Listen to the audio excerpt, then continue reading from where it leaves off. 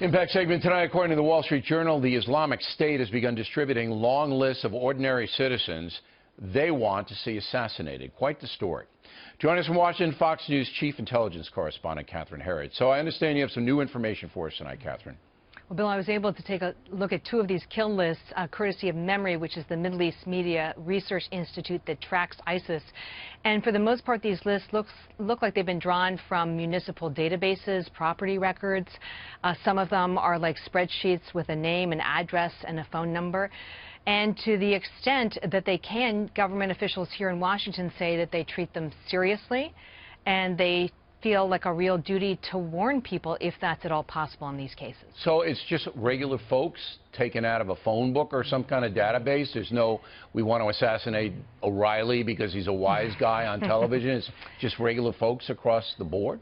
Well, it's a good question. They started about 2 years ago, 18 months, with military families, and then they proceeded to intelligence officials who had a connection to terrorism, and then they moved to government officials. There are targeted people who are opposing ISIS. It's not just a random thing. No, but significantly, if I could, they've moved to average Americans, and I believe this is part of the strategy of sort of a psychological warfare to sow fear and terror if they can't strike within this country. Sure. Yeah. Now, what federal agency is responsible for alerting someone who shows up on this list? Well, that's the tough part of this issue, is that it's so fractured. What you hear from the military is that they'll get a notice from a base commander. That doesn't always work because families are living off base. If it's in a big city, it would be local police or the FBI, depending on the type of individuals who are on the list. But when you're talking of, upwards of 1,000 people, there just aren't the resources to notify everyone. So many of these people who are on this list that you saw don't even know they're on the list. Correct. That's right. And the government doesn't have any plans, basically, to coordinate an effort to alert them.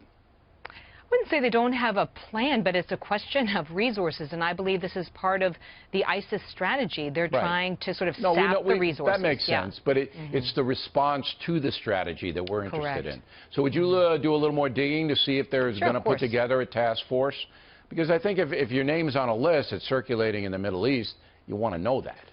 Well, and especially for the military families, because they've been hit the hardest, and you hear the most distress from these families who feel that they've kind of been left sort of hanging because there isn't a quick response. All right, we'll check back with you in a week, 10 days, and let's see if we can get some coordination here. Thank you, Catherine.